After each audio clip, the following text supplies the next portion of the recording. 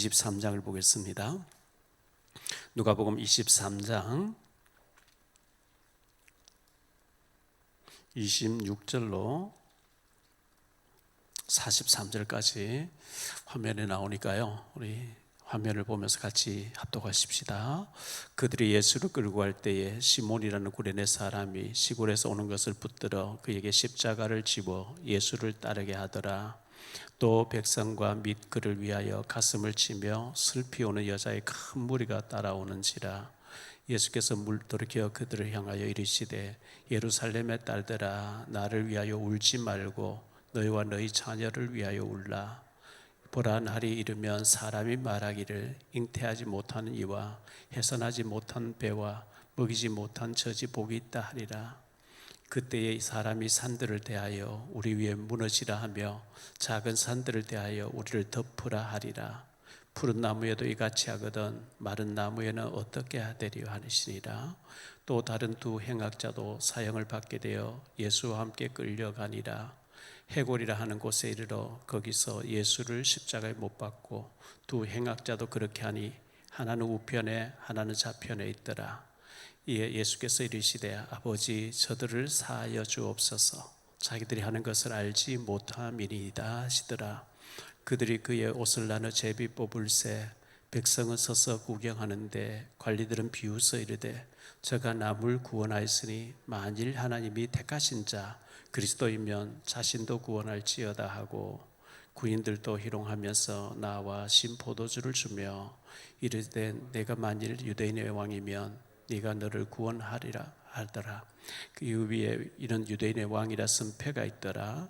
달린 행악자 중 하나는 비방하여 이르되 내가 그리스도가 아니냐, 너와 우리를 구원하라 하되, 하나는 그 사람을 꾸짖어 이르되 내가 동일한 정죄를 받고서도 하나님을 두려워하지 아니하느냐. 우리는 우리가 행한 일에 상당한 보응을 받는 것이니 이에 당연하거니와 이 사람이 행한 것은 옳지 않는 것이 없느니라 하고, 이르되 예수여 당신의 나라에 임하실 때에 나를 기억하소서 하니, 예수께서 이르시되 내가 진실로 내게 이르노니 오늘 내가 나와 함께 낙원에 있으리라 하시니라. 아멘. 옆 산사에서 잘 웃었습니다. 오늘 저녁 기도하는 것을 응답 받읍시다. 고난주간 성금요일을 맞이했습니다. 예수님이 하나님의 아들이시고 독생자신데 왜 이 땅에 오셔서 십자가를 지셔야 됐냐 하면 창세기 2장 16절로 17절이죠. 동산에 여호와 하나님이 그 사람에게 명하여 이르시되 동산 각종 나무 열매를 네가 임의로 먹되 선악을 알게 한 나무 열매는 먹지 말라. 내가 먹는 날에는 반드시 죽으리라 하시니라. 하나님께서 여러 가지를 말씀한 게 아니라 너는 사람이고 나는 신이고 너는 피조물 나는 창조주고 너가 나와 똑같을 수 없어. 단 하나, 선과 악을 알게 한 열매는 먹으면 안 돼. 선이 있고 악이 있어. 그 선악과라는 말 자체가 선 대신 하나님과 살아야 되지, 악이 되는 타락한 천 사탄인데 너 거기 속으면 안 돼. 따라가면 안 돼. 단 하나, 선악과를 볼 때마다 명심해라. 그런데 아담 하와가 그 유혹을 받고 선악을 따먹고 죄를 지었어요. 무조건 마귀에게 전가시키면 안 되고 우리의 자유의지를 주셨는데 그 자유의지를 하나님 말씀에 명심하지 않고 마귀 말을 하나님 말씀부터 신뢰하고 선악과를 먹어버리는 죄성이죠. 그래서 아담 하와가 벌벌 떨게 되고 이는 내 뼈 중에 뼈고 살 중에 살이라 했는데 서로 원망하는 사이 되고, 하나님 괜히 저 여자 만들어줬어요. 여자가 먹으라 해서 먹었지 난 잘못이 없습니다. 이렇게 되셨거든요. 근데 하나님께서는 선악과를 먹으면 반드시 죽는다 했는데 죽는 일 갔어요. 죽여야 돼요. 근데 사랑의 성품을 용서를 해줘야 돼요. 그래서 하나님께서 하나님의 아들 독생성자 예수 그리스도 죄 없는 분을 보내서 대신 죽어주게 하겠다. 그것이 최초의 원시복음이라고 하는 창세기 3장 15절 말씀이거든요. 내가 너로 여자와 원수가 되게 하고 내 후손도 여자의 후손과 원수가 되게 하리니 여자의 후손은 내 머리를 상하게 할 것이요 너는 그의 발꿈치를 상하게 할 것이니라 하시고, 여자의 후손, 모든 사람 남자의 후손이에요. 그런데 남자와 상관없는 여자의 후손으로 하나님의 아들이 오셔서 뱀의 머리를 완전히 깨뜨릴 것이라. 그리고 창세기 3장 21절에 보면요, 여호와 하나님이 아담과 그의 아내를 위하여 가죽옷을 지어 입히시리라. 짐승을 죽여서 피가 툭툭 떨어지는 가죽옷을 가려주면서 이 가죽옷이 너의 허물을 부끄러움 덮어주듯이 그리스도의 피가 너의 죄를 덮어줄 것이라, 이렇게 말씀하셨어요.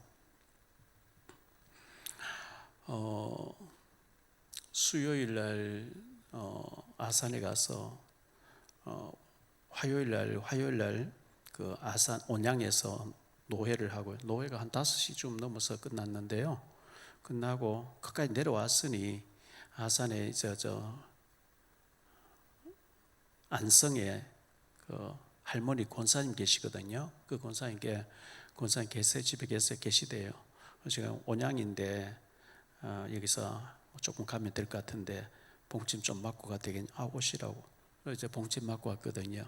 근데 수요일 날 또 내려가서 맞는 겸 좀 더 맞고, 아직도 뭐 좀 몸이 안 좋은데 봉침이 제 몸에는 맞는 것 같아서 갔는데, 그 노회 때 만나진 목사님이 전에 또 노회 전도 때문에 노회할 때도 만났던 목사님 계시는데, 이분이 전도총회 계시면서 김치훈 목사님 밑에서 부산까지 훈련 받으러 다니고 하신 분이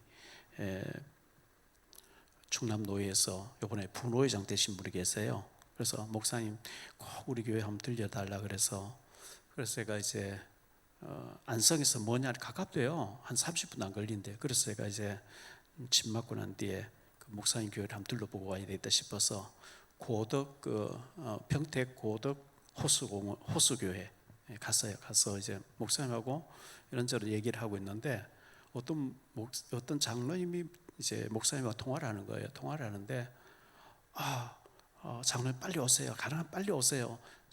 중요한 목사님 한번 소개하겠습니다. 뭐 이렇게 저를 이제 얘기를 하는 거예요. 그런데 알겠습니다. 지금 가고 있습니다. 조금만 기다리세요. 저는 수요일 저녁에 예배 때문에 막 마음이 좀 조마조마한 거예요.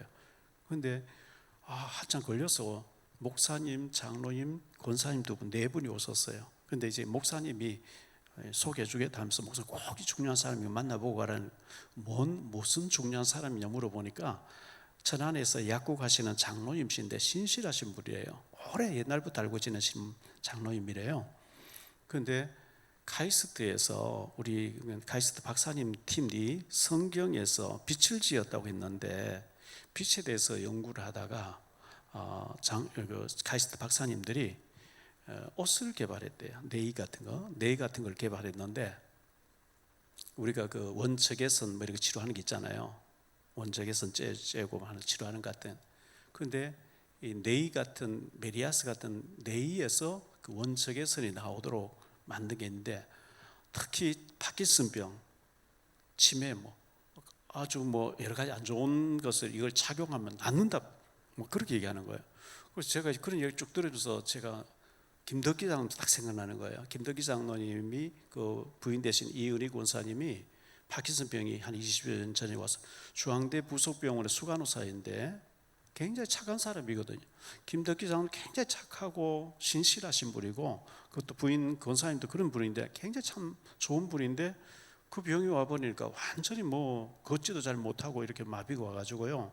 그리고 호흡한 데 가서도 오래 계셨고, 지금 그 경기도 광주에 있는 요양병원에 의사가 계신데 거기 가 계시는데, 거기다가 또 우리 장로님의 딸이 이제 미국 유학 갔다가 좋은 병이 왔단 말이죠. 정신의 문제 왔단 말이죠. 그래서 장로님 얼마나 힘들겠어요. 너무 힘든 가운데서 제가 늘 생각날 때마다 기도해드리는데, 제가 그 얘기 듣고 바로 이제 김덕기 장로님한테 전화해서 바깥에서 아예 설명 좀 하라고 하니까, 이거 박사들이 개발한 옷을 입으면 밖에서 낫는다는 것은 사실은 굉장한 사건이잖아요. 베데스다 못가에 38년 된 병자가 물이 움직일 때 가면 그 사실 베데스다 못에 물이 움직이면 낫는 거 아니거든요. 그런 물 없어요, 그죠? 그 소문의 전설의 미신이죠, 미신. 예수님이 거기 와서 38년 된 병자에게 네 자리를 들고 와라 하는 순간 나아버린 것처럼, 이 옷만 입으면 낫는다고 하니까, 저는 김덕기 장로 사랑하니까 김덕기 장로 잘못 생각나서 전화 바꿔주면서 했는데 4분이 오셨는데, 그 목사님 그걸 또 안에 입고 있는 거예요. 3일 구입한 3일 됐다는데, 그래서 장로님하고 오셨는데 약국 가신 장로님 뭐라 하시냐면, 목사님 전등 다 말아내 가지고요. 이를테면 우리 옷에 뭐 이거 반응이 올 리가 없죠. 불이 안 들어오죠. 이번에 개발한 그 박사들 개발한 거기에 또 갖다 대니까 불이 뚝 들어오는 거 있죠. 신기하죠. 이 전등이 옷에 대면 불이 안 드는데 그 개발했다는 목도리 대도 불 들어오고 양말에 대도 불 들어오고 장갑에도 불 들어오고 그 옷에 대면 불 들어오는 전류가 흐른다는 거예요. 그래서 그 목사님 사모님 그래요. 변비가 있어서 고생했는데 이거 착용하니까 변이 너무 잘 나온대요. 어쨌든 뭐 개발한 석 3주밖에 안 됐대요. 근데 그래서 하여튼 뭐 환자였거든 이렇게 얘기하니까 그래서 이제 장로님도 얘기하니까 그 월요일 날 다음 주 월요일 날 남양주 그 본사에 개발한 회사에서 착용했는데 나았던 사람도 간증하고 직접 가서 들으면 낫다고 이제 그런 얘기를 해서 가보겠다. 장로님도 가보겠다 했는데 장로님 다시 연락 왔어요. 우리 김덕희 장로님이 이영돈 PD에게서 부정선거에 대해서 그걸 취재를 하라 이래서 같이 해서 지난번에 이영돈 PD가 부정선거에 대해서 한참 그 시끄러울 때 데모하고 할 때 발표했잖아요. 했는데 이영돈 PD가 조사한 결과 선거에서 여당 야당 비슷하게 나오는 게 사전선거에 똑같이 나와야 정상이라는 거예요. 그런데 사전선거만 하면은 뒤집어 계속 뒤집으니까 그게 잘못됐다는 거예요. 그런데 지금 김덕희 장로님이 얘기해서 이영돈 PD하고 부정선거에 대해서 영화를 만들기로 그래서 조선 TV조선에서 월요일날 회의가 대책회의가 돼 있기 때문에 월요일날 못 가니까 목사님 먼저 가서 잘 들어보시고 얘기해주면 장로님은 그 다음 날이라도 가서 보겠다고 이렇게 얘기를 하시더라고요. 그래서 월요일날 어쨌든 좀 기대를 하고 정말 그 좋은 게 있다면 우리가 굉장히 효과적인 질병에 대한 효과적인 게 있지 않겠나 싶은데요. 어쨌든 좋은 일들이 참 많이 있어요. 귀한 목사님 만났더니 목사님을 통해서 많은 또 정보도 듣게 되고 감사한 일이 많이 있는데요. 정말 내가 죽고 내 속에 그리스도가 주인 되시도록 주님께 기도하고 주님 앞에 하는데 우리가 기도하면 하나님께서 하나님과 내가 통하면 옆으로 사람을 통해서 하나 응답하시거든요. 사람을 통해서 자꾸 어떤 만남이 이루어지고 이래 하는 것을 보면서 너무나 감사했어요. 이사야 7장 14절에 보라 처녀가 잉태하여 아들 낳을 것이 그의 이름을 임마누엘이라 하리라. 징조를 주겠다. 임마누엘의 징조, 하나님이 나와 함께 하신다는 징조를 주겠다, 증거를 주겠다 그랬거든요. 임마누엘, 하나님이 나와 함께 있어. 예수님은 하나님이 우리와 함께 하신다는 증거라고 얘기했어요. 그런데 마태복음 1장 21절로 23절에 보면 아들을 낳으리니 구약의 이사야 7장 14절에 드디어 성취됐다 그 말이잖아요. 이름을 예수라라. 이는 그가 자기 백성을 그들의 죄에서 구원할 자이심이라 하니라. 이 모든 일이 된 것은 주께서 선절하신 말씀을 이루려 하심이니 이르시되 보라 처녀가 잉태하여 아들 낳을 것이요 그 이름을 임마누엘이라 하리라 하셨으니 이를 번역한즉 하나님이 우리와 함께 계시다 함이라. 사실 하나님이 나와 함께 하신다. 24시간 영원히 떠나지 않고 세상 끝날까지 주님이 하늘과 땅의 권세를 가지고 나와 함께 하신다. 이게 정말 믿어지면 기뻐할 수밖에 없고 기도할 수밖에 없고 새로워질 수밖에 없죠. 그게 당연한 거거든요. 자, 그런데 우리가 구원받았어요. 구원받았고 예수님 함께 하는 말씀도 믿는데 왜 우리에게는 잘 안 되어질까요? 사탄 마귀가 하나님과 대등한 관계에서 막 하나님처럼 막 이렇게 하는 게 아니고 사탄 마귀는 굉장한 세력이에요. 공산주의를 일으켜서 북한 전체를 다 말 한마디가 다 체크할 정도로 세력이 있는 존재는 맞는데 하나님 앞에서 예수님 앞에서는 힘을 못 쓰는 존재단 말이죠. 어두움이 굉장한 세력인데 빛 앞에는 아무 힘이 없어요. 그래서 사무엘상 16장 14절에 보니까 이렇게 말씀해요. 여호와의 영이 사울에게서 떠나고 성령이 떠났다는 얘기죠. 여호와께서 부리시는 악령이 그를 번뇌하기죠. 이 악령 사탄 마귀는 하나님이 부리시는 악한 영이라 그랬어요. 악한 영. 하나님의 허용한 범위 내에서 활동하는 존재, 하나님의 부리는 영이라 그랬거든요. 사무엘상 16장 23절에도 같은 말씀 나오죠. 하나님께서 부리시는 악령이 사울에게 이를 때에 다윗이 수금을 들고 와서 손으로 단적 사울이 상쾌하게 나왔고 악령이 그에게서 떠나더라. 악령의 힘도 대단한데요, 사울 왕을 막 미치게 만들잖아요. 적어도 10몇 년 동안 사울이 악령에 덮여가지고 다윗 죽이겠다고 사위를 산모로 죽이겠다고 계속 따라다니다가 멸망해버리잖아요. 악령의 힘도 대단한데 그러나 하나님 앞에는 힘을 못 쓰는 존재라는 것. 사무엘상 16장 15절 16절을 보죠. 사울의 신하들이 그에게 이르되 보소서 하나님께서 부리시는 악령의 왕을 번뇌하게 하온즉 원하건대 우리 주께서는 당신 앞에서 모시는 신하들에게 명령하여 수금을 잘 타는 사람을 구하게 하소서. 하나님께서 부리신 악령이 그에게 이를 때에 그가 손으로 타면 왕이 나으리다 하는지라. 수금 탄다는 것은 하나님을 연주하고 하나님을 찬양하는 걸 의미하거든요. 하나님을 영적으로 찬양할 때 악신은 꺾인다는 것을 말씀해 주고 있어요. 실제로 그랬고요. 그런데 사무엘상 19장 9절 10절에 보면 사울이 손에 단창을 가지고 그의 집에 앉았을 때에 여호와께서 부리시는 악령이 사울에게 접하였으므로 다윗이 손으로 수금을 탈 때에 사울이 단창으로 다윗을 벽에 박으려 하였으나 그는 사울의 앞을 피하고 사울의 창은 벽에 박힌지라. 다윗이 그 밤에 도피했다 이렇게 나오죠. 출애굽기 이제 5장 6장에 보면 모세 아론이 바로 왕 앞에 갔어요. 모세가 지팡이를 던지니까 뱀이 되죠. 그런데 바로의 술객들도 똑같이 그러겠다 그랬거든요. 그랬는데 모세에게 지팡이의 뱀이 그 술객들이 만든 뱀을 삼키더라. 악한 영도 대단한 것 같지만 악한 영은 성령을 이길 수가 없고 하나님 이길 수 없고 하나님이 허락한 범위 내에서 하나님 부리시는 악령이기 때문에 우리가 성령 충만하고 하나님께 붙어 있으면 전혀 악령은 겁낼 필요가 없는 존재라는 것을 말씀해 주고 있는데요. 누가복음 22장 31절에 이렇게 말씀합니다. 누가복음 22장 31절에 시몬아 시몬아, 베드로를 가리키죠. 보라, 사탄이 너희를 밀가부르듯 하려고 요구했다. 그 시골에 옛날에 깨를 하든지 하면 이 채를 이렇게 그 껍질들 날아가라고 이렇게 까불렀잖아요. 이 사탄이 그렇게 우리를 흔들어 놓으려고 청구한다는 거예요.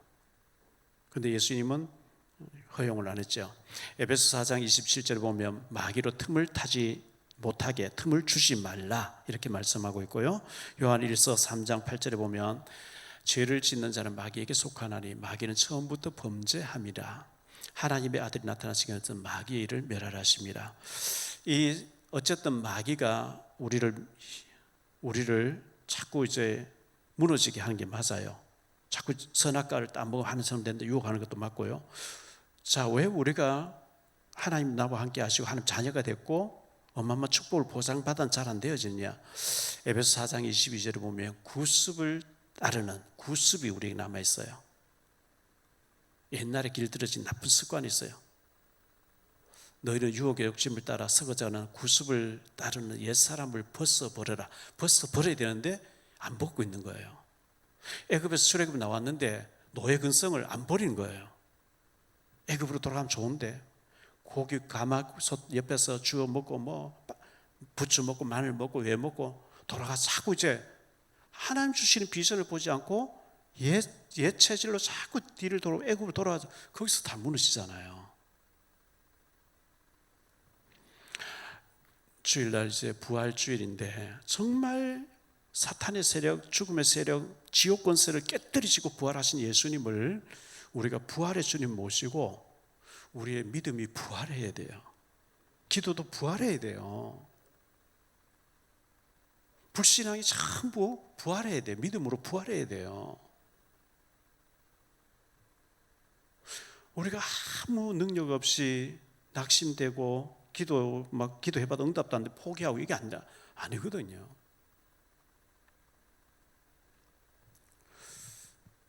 정말 하나님께서 살아계시고 하나님 약속이 맞다면 하나님께서 시험해봐라 한 말씀이 시험하지 말라 그래요. 계속 단 한 군데 말라기 3장 10절에 온전한 11조를 들여서 내가 쏟지 아니고 내가 쏟아붓지 않아 창고 쌓을 곳이 없도 붙지 않아 나를 시험해봐라.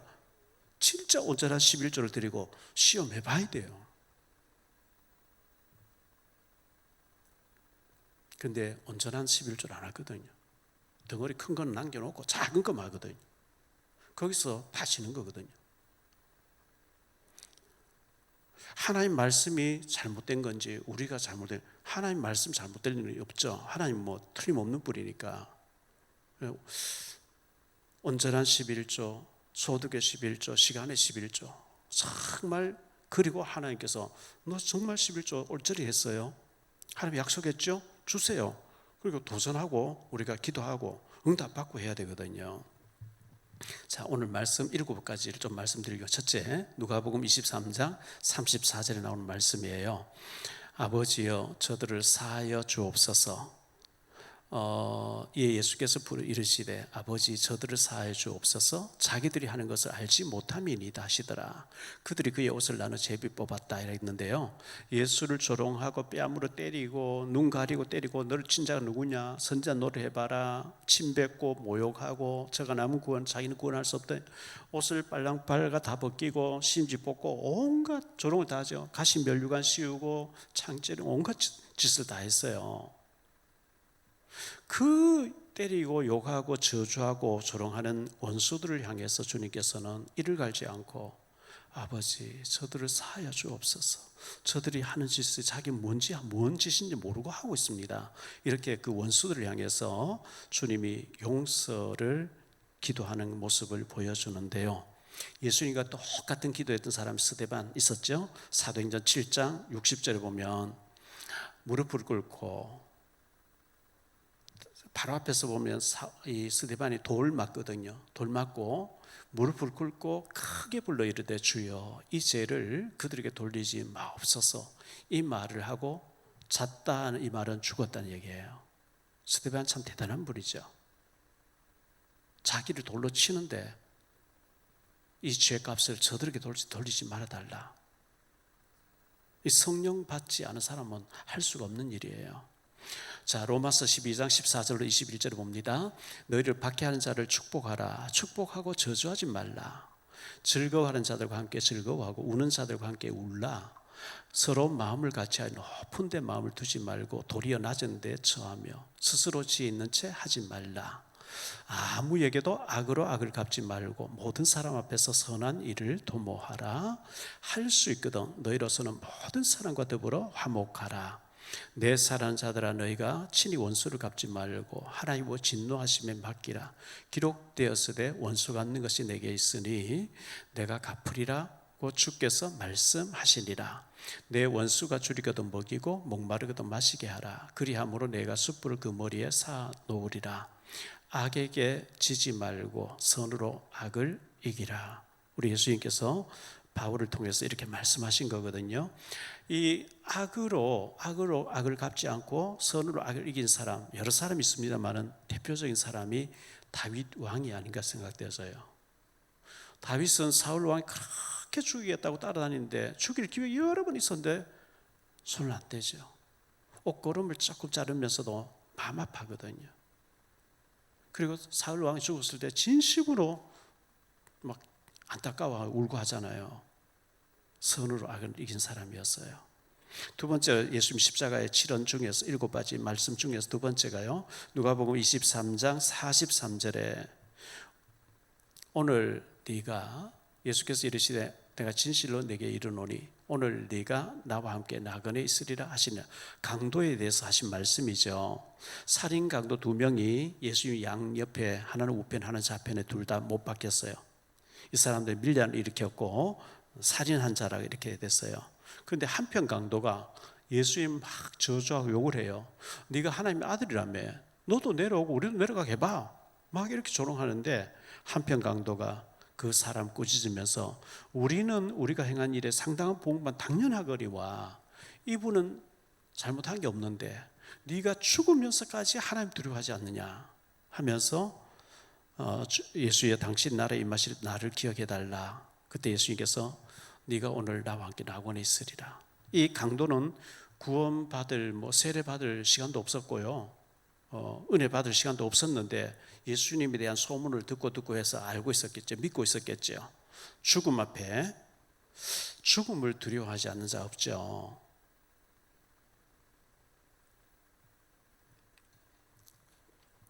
그래서 네가 나와 함께 나가리 있으리라 구원받았다는 말씀인데요, 그 강도였지만 그 두 사람 다 회개하고 다 구원받았으면 좋겠는데 악한 한 사람은 지옥으로, 한 사람은 천국으로, 한 사람은 예수를 저주하면서 한 사람은 예수님의 은혜를 구하면서 달라졌는데, 누가복음 16장 19절 31절에 보면 부자와 나사로 얘기 나오잖아요.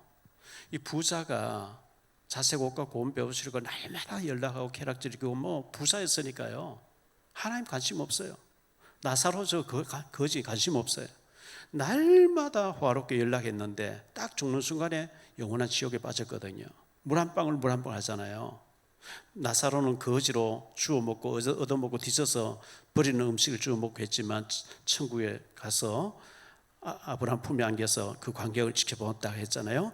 계시록 14장 9절 11절에 보면 유황불이 펄펄 끓는 지옥이라 그랬거든요. 또 다른 천사 곧 셋째가 그 뒤를 따라 큰 음성으로 이르되 만일 누구든지 짐승과 그의 우상에 경배하고 이마에나 손에 표를 받으면 그도 하나님의 진노의 포도주를 마시리니 그 진노의 잔에 섞인 것이 없이 부은 포도주라. 거룩한 천사들 앞과 어린 양 앞에서 불과 유황으로 고난을 받으리니 그 고난의 연기가 세세토록 올라가리로다.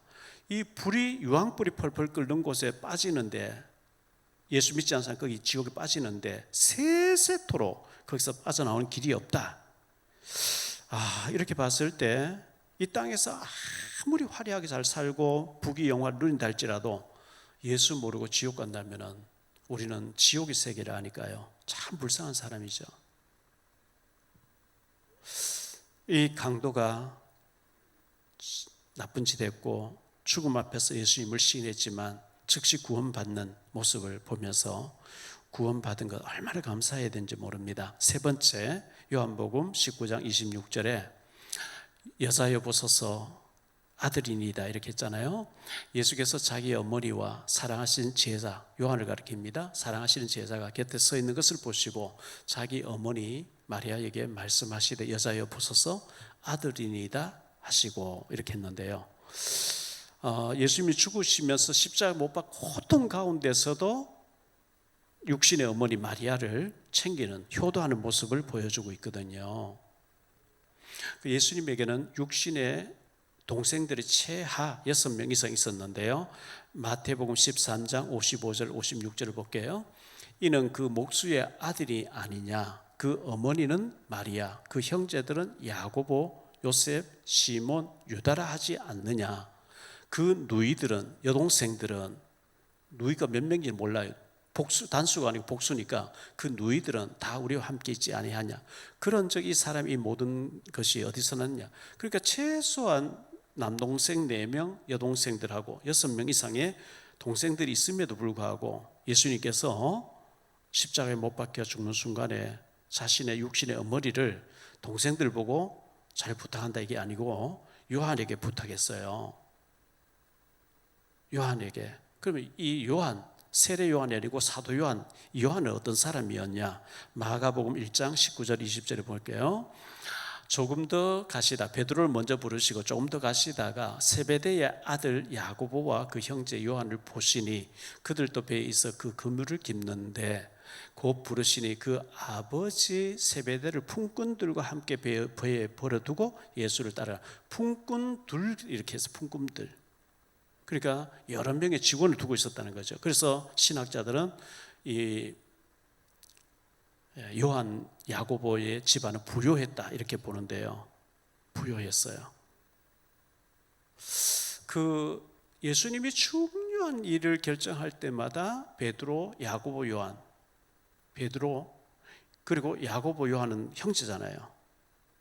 야고보는 형이고 요한은 동생인데 세 사람을 3인방으로 데리고 다녔거든요. 그런데 제일 먼저 순교당한 사람이 야고보죠. 사도행전 12장에 보면 이 헤롯이 야고보를 죽이고 백성들이 좋아하는 걸 보고 베드로도 잡아 죽이려고 가두었다, 이런 말씀이 나오거든요.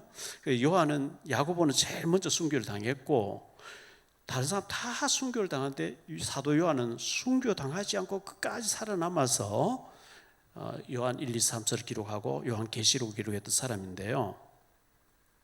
자, 요한복음 18장 15절 16절에 시몬 베드로와 또 다른 제자 한 사람이 예수를 따르리. 이 제자는 대제사장과 아는 사람이라. 예수와 함께 대제사장 집에 뜰에 들어가고 베드로는 문 밖에 서 있는지라 대제사장 아는 그 다른 제자가 나가서 문 지키는 여자에게 말하여 베드로를 데리고 들어가니. 그러니까 이 요한은 대제사장 알고 지냈대요. 집안도 부유했지만 대제사장 알고 지내서 예수님이 대제사장 뜰에 이제 끌려 들어가셨는데 그 경비가 다 지킨단 말이죠. 요한은 턱 들어갔는데 베드로가 못 들어오니까 말해서 베드로도 들어가게 했는데 그 여자들이 베드로 보고 너도 예수의 당이다. 나는 모른다. 막 이렇게 부인하는 장면이 나오잖아요. 이 요한이가 대제사장 이름 대면서 베드로를 데리고 들어갔다, 이렇게 얘기하고 있고요. 요한복음에서 요한이가 요한서신을 쓰면서 자기를 나는 요한인데 이렇게 하지 않고 예수의 사랑하는 자, 사랑받는 자, 이렇게 많이 표현하고 있는데요. 요한복음 21장 24절을 볼게요. 이 일들을 증언하고 이 일들을 기록한 제자가 이 사람이라 우리는 그의 증언이 참된 줄 아노라 이렇게 말씀했고요. 마가복음 3장 17절을 보니까 또 세베대의 아들 야고보와 야고보의 형제 요한이니 이들에게는 보아너게 곧 우레의 아들이라는 이름을 더해 주셨다.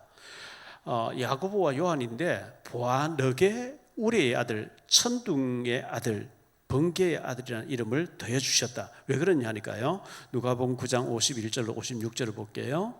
예수께서 승천할 기약이 차감해 예루살렘을 향하여 올라가기로 굳게 결심하시고 사자들을 앞서 보내시며 심해 그들이 가서 예수를 위해 준비하려고 사마리아인의 한 마을에 들어갔더니 예수께서 예루살렘 향하여 가시기 때문에 그들이 받아들이지 아니하는지라. 제자 야고보와 요한이 이를 보고 이르되 주여 우리가 불을 명하여 하늘로부터 내려 저들을 멸하라 하시기를 원하나이까. 예수께서 돌아보시며 꾸짖으시고 함께 다른 마을로 가시니라. 이 야고보와 요한이요, 예수님 사마리아 사람들이 우리 들어가서 좀 이렇게 쉬어가는 걸 허락 안 했으니까 아예 하늘의 명에서 벼락을 쳐가지고 사마리아 사람 다 죽여버리십시오. 그래서 별명을 보아너게 우리의 아들이라는 별명을 주셨다, 이렇게 해석을 합니다. 그 정도로 이 요한이 굉장히 성깔이 있던 사람이었거든요. 그런데 마태복음 20장 20절 28절에 보면요, 그때의 세베대의 아들의 어머니가 그 아들들을 데리고 예수께 와서 저라면 무엇을 구하니 예수께서 이르시되 무엇을 원하느냐 이르되 나의 이 두 아들을 주의 나라에서 하나는 주의 우편에 하나는 주의 좌편에 앉게 명하소서. 예수께서 대답하여 이르시되 너희는 너희가 구하는 것을 알지 못하는도다. 내가 마시려는 잔을 너희가 마실 수 있느냐? 그들이 말하되 할 수 있나이다. 이르시되 너희가 과연 내 잔을 마시려니와 내 좌우편에 앉는 것은 내가 주는 것이 아니라 내 아버지께서 누구를 위하여 예비하셨는지 그들이 얻을 것이니라. 열 제자가 듣고 그 두 형제에 대하여 분히 여기거늘 예수께서 제자들을 불러다가 이르시되 이방인의 집권자들이 그들을 임의로 주관하고 그 고관들이 그들에게 권세를 부리는 줄을 너희가 알거니와 너희 중에서는 그렇지 않아야 하나니 너희 중에 누구든지 크고자 하는 자는 너희를 섬기는 자가 되고 너희 중에 누구든지 으뜸이 되고자 하는 자 너희의 종이 되어야 하리라. 인자가 온 것은 섬김을 받으려 함이 아니라 도리어 섬기려 하고 자기 목숨을 많은 사람 대속물로 주려 함이니라. 이렇게 말씀했어요. 예수님은 요 앞에 보면 예수님은 내가 이제 예루살렘에 죽게 될 것이다 이렇게 말씀하는데 제자들은 누가 크냐 서로 자리 다툼이 일어나고요. 그리고 야고보와 요한은 자기 어머니까지 데리고 와서 로비 활동을 하는 거예요. 오해돼 있죠. 예수님이 왕이 된다. 예수님 메시아 맞다. 메시아 맞는데 유대인들의 메시아는 전쟁하는 메시아, 전 세계를 정복하는 메시아. 그래서 임금님으로 메시아로서 임금님으로 취임하게 되면 우리 아들을 좌우편에 총리 부총리 시켜달라고 이렇게 요구한 거예요. 굉장히 메시아에 대해서 복음에 대해서 오해되어 있는 모습이잖아요. 자, 요한복음 13장 23절 26절을 볼게요. 예수의 제자 중 하나 곧 그가 사랑하시는 자가 요한을 가리키죠. 예수의 품에 의지하여 누운 최후의 만찬할 때 누웠어요. 예수님 품에 안 누웠어요. 시몬 베드로가 머리짓을 하여 말하되 말씀하신 자가 누구인지 말하라니 그가 예수의 가슴 그대로 의지하여 말하되 주여 누구니까? 예수께서 대답하시되 내가 떡 한 조각을 적셔다 주는 자가 그니라 하시고 곧 한 조각을 적셔서 가룟 시몬의 아들 유다에게 주시니 너희 중에 하나가 나를 팔리라 하니까 주여 누굽니까? 요한이가 예수님 품에 기대서 누워 있으면서 주님 누굽니까? 하니까 내 조각 하나 주는 자가 그다 하면서 주었어요. 그런데 마태복음 보면 이 가룟 유다가 예수님 나는 아니시오? 이렇게 얘기해요. 팔려고 다 마음먹고 다 결단해 놓고 있으면서도 나는 아니지요. 네 번째 마태복음 27장 46절에 보니까요. 어찌하여 나를 버리시나이까? 예수님 십자가에서 네 번째 하신 말씀이에요. 제 9시쯤에 예수께서 크게 소리질러 오후 3시를 가리킵니다. 6시간 시차가 나니까요. 소리질러 이르시되 엘리 엘리 라마 사박다니 하시니 이는 곧 나의 하나님 어찌하여 나를 버리셨나이까 하는 뜻이라. 어찌하여 예수님은 우리의 죄를 다 인류의 죄를 다 짊어지셨기 때문에 하나님께 버림을 당하셔야 돼, 죽으셔야 돼요. 로마서 6장 23절에 보면 죄의 삭은 사망이요 하나님 은사를 그리스도 예수 안에 예수 우리 주 안에 있는 영생이라 했는데요. 죄의 삭은 사망, 죽어야 되거든요. 로마서 3장 10절에 기록된 바 의인은 없나니 하나도 없으며 이 말씀은 의인 없네 하나도 없다 이 말은 모든 인간은 원죄를 타고 나오고 의롭지 못하고 예수 믿지 않고는 한 사람도 구원받을 수 없다. 로마서 3장 23절입니다. 모든 사람이 죄를 범하였음에 하나님의 영광에 이르지 못하더니 한 사람도 예외가 없어요. 한 사람도 예수 안 믿으면 구원받지 못해요. 모두가 죄를 가지고 있기 때문에. 그런데 이사야 선지자를 통해서 이사야서 1장 18절로 20절에 이렇게 말씀합니다. 여호와께서 말씀하시되 오라 우리가 서로 변론하자. 너희의 죄가 주홍 같을지라 눈과 같이 희어질 것이요 진홍같이 붉을지라도 양털같이 희게 되리라. 너희가 즐겨 순종하면 땅의 아름다운 소산을 먹을 것이요 너희가 거절하여 배반하면 칼에 삼켜지리라. 여호와의 입의 말씀이니라. 우리가 한번 허심탄회하게 의논해보자. 너희 죄가 주홍같이 붉을지 양털같이 희게 될 것이요 눈같이 희어질 것이고 그렇게 믿으면 죄 없다함을 허물의 가리움을 받게 될 것이라 이렇게 말씀하거든요. 사도행전 2장 37절 38절입니다. 그들이 이 말을 듣고 베드로의 설교를 듣고 마음에 찔려 베드로와 다른 사도들에게 물어 이르되 형제들아 우리가 어찌할까 하거늘 베드로가 이르되 너희가 회개하여 각각 예수 그리스도 이름으로 세례를 받고 제 사함을 받으라. 그리하면 성령의 선물로 받으리니 성령을 선물로 받게 된다 이렇게 말씀하고 있어요. 회개하는 자에게. 신명기 21장 23절입니다. 그 시체를 나무 위에 밤새도록 두지 말고 그날에 장사하여 내 하나님 여호와께서 네게 기업으로 주신 땅을 더럽히지 말라. 나무에 달린 자는 하나님께 저주를 받았습니다. 우리 예수님께서 우리 모두의 죄의 저주를 다 짊어지시고 못 박히셨기 때문에 하나님도 외면하셨어요. 처절하게 죽으셨어요. 어찌하여 나를 버리시나이까? 버리셔야 돼요.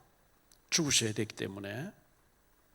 다섯 번째 말씀입니다. 요한복음 19장 28절에 내가 목마르다 하셨는데요. 그 후에 예수께서 이 모든 일이 이미 이루어진 줄 아시고 성경을 응하게 하려 하사 이르시되 내가 목마르다 하시니 그랬어요. 목말라요. 날은 덥지요. 유대 그 중동 지역에 낮에 얼마나 덥습니까? 한 50도 가까이 올라가는데요. 옷을 다 벗겨놓고 못 박아서 물을 다 쏟으셨는데 얼마나 갈증이 심하겠습니까? 내가 목마르다 그랬어요. 이사야 55장 1절에 보면 오라 너희 모든 목마른 자들아 물로 나오라. 돈 없는 자도 오라. 너희 와서 사 먹되 돈 없이 값 없이 와서 포도주와 젖을 사라. 요한복음 4장 10절에 보니까요, 예수께서 대답하여 이르시되 네가 말일 하나님의 선물과 또 네게 물 좀 달라 하는 이가 누구인 줄 알았더라면 네가 그에게 구하였을 것이요 그가 네게 생수를 주었으리라. 요한복음 7장 37절 39절에 보니까요, 명절 끝날 그 큰 날에 예수께서 서서 외쳐 이르시되 누구든지 목마르거든 내게로 와서 마시라. 나를 믿는 자는 성경의 이름과 같이 그 배에서 생수의 강이 흘러나오리라 하시니 이는 그를 믿는 자들이 받을 성령을 가리켜 말씀하신 것이라. 목마른 자에게 생수를 주시겠다, 성령을 주시겠다 그랬어요. 여섯 번째 예수님의 말씀입니다. 요한복음 19장 30절에 다 이루었다 하셨어요. 예수께서 신포도주를 받으신 후에 이르시되 다 이루었다 하시고 머리를 숙이니 영원히 떠나가시니라 이렇게 말씀하고 있어요. 예수님이 내가 99% 이루었고 1%를 남겨놨으니까 너희는 마리아를 연구해서 성모 마리아를 신격화해라 이렇게 하지 않았어요. 신천지를, 안상홍을 연구해봐라, 통일교를 아니요. 예수님께서 우리의 구원받는 데 필요한 모든 것을 영원히 단번에 다 해결하신 줄 믿습니다. 일곱 번째입니다. 누가복음 23장 46절에 내 영혼을 아버지 손에 부탁하나이다 그랬어요. 예수께서 큰 소리로 불러 이르시되 아버지 내 영혼을 아버지 손에 부탁하나이다 하고 이 말씀을 하신 후 숨지시니라 이렇게 말씀했어요. 예수님께서 아버지 손에 부탁하나이다 숨을 거두셨어요. 결론적으로 말씀드릴게요. 요한복음 결론의 첫 번째, 요한복음 3장 16절에 하나님이 세상을 이처럼 사랑하사 독생자를 주셔서, 하나님이 저를, 여러분을, 각자 자기 이름을, 나를 이처럼 사랑하사 예수님을 대신 죽어주시면서까지 나를 구원해 주신 줄 믿으시기 바랍니다. 이것이 성경에 옛날에 기록된 사건으로 생각하지 마시고 오늘 나를 위하여 하나님께서 베푸신 하나님의 사랑입니다. 두 번째로 십자가의 복음인데요, 이 십자가에 예수님이 못 박혀 죽으신 것은 하나님의 사랑의 결정체예요. 절정이에요. 십자가, 원래 십자가는 가장 흉악한 사람만 못 박는 사형틀이었어요. 총을 쏘든지 목을 탁 베면 금방 끝나잖아요. 십자가 못 박아놓으면요, 어떤 예수님이 6시간 만에 숨을 거두셨어요. 건강한 사람은 이틀 동안 안 죽는 사람이 있대요. 그 강도 둘이 또 안 죽었기 때문에 팔을 꺾어가지고 죽여가지고 이렇게 시체를 내렸잖아요. 십자가 가장 흉악범의 그 무서운 사형틀이었는데 예수님이 죽으시고 난 뒤에는 평화를 상징하고 생명을 상징하는 것마다 십자가 맞고 들어가게 됐는데요. 고린도전서 1장 18절에 보면 십자가의 도가, 십자가의 복음이 멸망하는 자들에게는 미련한 것이요 구원을 받는 우리에게는 하나님의 능력이 되는 줄 믿습니다. 로마서 1장 16절로 17절입니다. 내가 복음을 부끄러워하지 아니하노니, 예수님의 십자가의 복음을 부끄러워하지 아니하노니 이 복음은 모든 믿는 자에게 구원을 주시는 하나님의 능력이 됩니다. 먼저는 유대인에게요 그리고 헬라인에게로다. 복음에는 하나님의 의가 나타나서 믿음으로 믿음에 이르게 하나니 기록된 바 오직 의인은 믿음으로 말미암아 살리라 함과 같으니라 그랬어요. 복음을 부끄러워하지 마세요. 예수 믿는 거 부끄러워하지 마세요. 저는 어디 가서든지 저 목사입니다 하면서 전도지를 냅니다. 안 받으면 그만이고요. 얘기해 보면 반응이 나오니까요. 그리고 세 번째, 감사하는 성도가 되어야 됩니다. 감사하는 사람 되어야 돼요. 억만죄악으로 멸망받고 지옥 가야 되고 영원히 지옥 형벌에서 고통당해야 될 나를 예수님이 십자가에 죽어주심, 죄 없는 분이 죽어주심으로 나를 구원해 주셨기 때문에 이게 웬 은혜입니까? 웬 축복입니까? 로마서 8장 32절에 보니까요, 자기 아들을 아끼지 아니하시고 우리 모든 사람 위하여 내주신 이가 어찌 그 아들과 함께 모든 것을 우리에게 주시지 아니하겠느냐 이렇게 말씀하고 있어요. 예수님의 십자가에서 내 모든 저주를 대신 짊어지고 죽으셨기 때문에 우리의 모든 그 옛체질을 벗어버리고 구습을 벗어버리고 부활신앙으로 부활절 날 주님을 찬양할 수 있게 되기를 예수님 이름으로 축복합니다. 143장 한 장 부르겠습니다. 143장.